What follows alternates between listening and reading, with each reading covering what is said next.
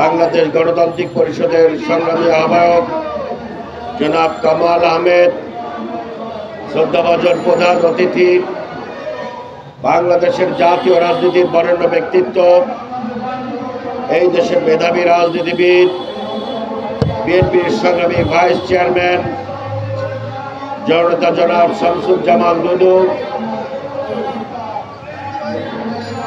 বিশেষ অতিথি হিসেবে উপস্থিত আছেন সাবেক সংসদ সদস্য, জাতীয়তাবাদী যুবদলের সাবেক সংগ্রামী সভাপতি, বিএনপির চেয়ারপারসনের উপদেষ্টা মন্ডলীর অন্যতম সদস্য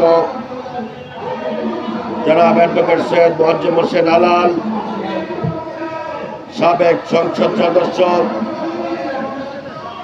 বিএনপির সংগ্রামী যুগ্ম মহাসচিব, সাবেক ছাত্রনেতা জনাব খায়রুল কবির খোকন, বিএনপির অন্যতম সংগ্রামী যুগ্ম মহাসচিব,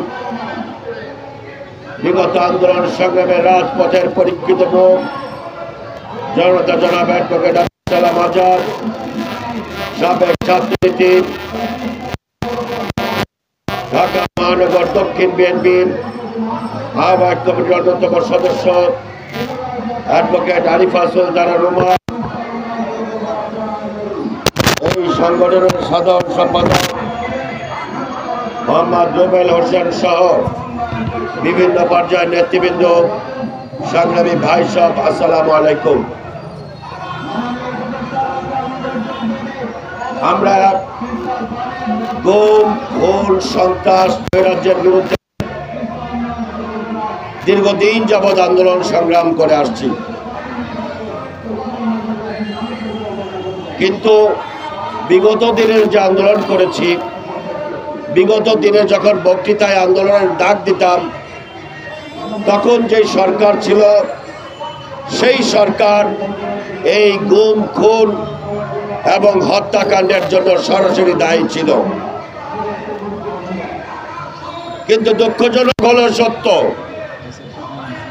আজকে যেই সরকারের কাছে আমরা দাবি জানাচ্ছি, সেই সরকারের আমাদের রক্ত, শ্রম, ঘাম, অন্ধত্ব, পঙ্গুত্বের বিনিময়ে এই সরকার প্রতিষ্ঠিত। এই সরকারের কাছেও ইলিয়াস আলী চৌধুরী আলমদের গুমের বিষয়ে প্রতিবাদ করতে হবে, এইটা আমাদের ধারণা ছিল না। আমাদের প্রত্যাশা ছিল ডক্টর মোহাম্মদ ইউনূস সরকার ক্ষমতায় বসার সাথে সাথে বিগত 15 বছরের গুম, খুন যারা হয়েছে তাদের ব্যাপারে যথাযথ ভূমিকা পালন করবেন।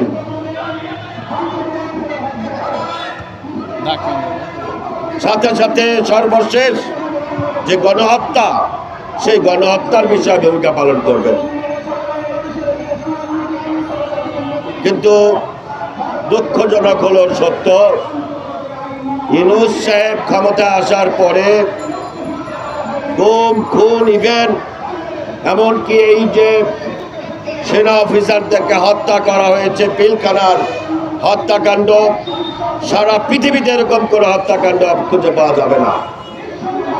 সেই হত্যাকাণ্ডের বিষয়েও এই সরকার কোনো কার্যকর ভূমিকা পালন করছে না, অথচ তারা এক এক দিন এক এক অজুহাত দাঁড় করিয়ে এই সংস্কার, ওই সংস্কার, এই সমস্ত কথা বলে জাতিকে একটা বিভ্রান্তির মধ্যে ফেলে দিয়েছেন।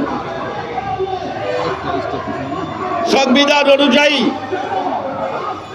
আপনার সরকারের একটি সুষ্ঠু, গ্রহণযোগ্য নির্বাচন করা এবং রুটিন কাজগুলো সম্পন্ন করা ছাড়া আপনাদের আর কোনো কাজ আছে বলে আমাদের জানা নেই।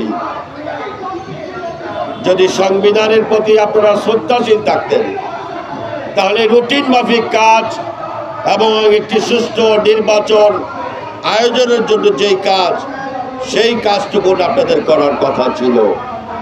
গতকাল 17 এপ্রিল আমাদের প্রিয় নেতা জনাব ইলিয়াস আলীর গুম হওয়ার দিবস ছিল।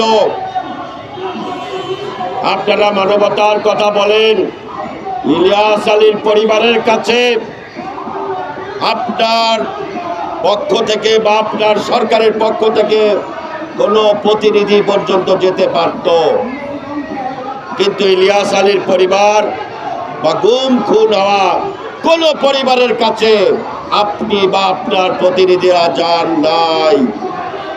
আমরা কি ধরে নিতে পারি? আপনাদের কি অন্য কোনো লিপ্সা রয়েছে? মির্জা ফখরুল ইসলাম আলমগীর সাহেব বেরিয়ে বললেন সরকারের কথা আমরা সন্তুষ্ট না। আসিফ নজরুল সাহেব বেরিয়ে বললেন ওনাদেরকে মনে হয়েছে সন্তুষ্ট। আরে ভাই, এগুলি তো হাসিনার আমলে দেখেছি, আমরা হাসিনার আমলে দেখেছি। তার আশেপাশে যে সমস্ত উপদেষ্টা রয়েছেন তাদেরকে এখন আমরা ভদ্রলোক মনে করি। তাদের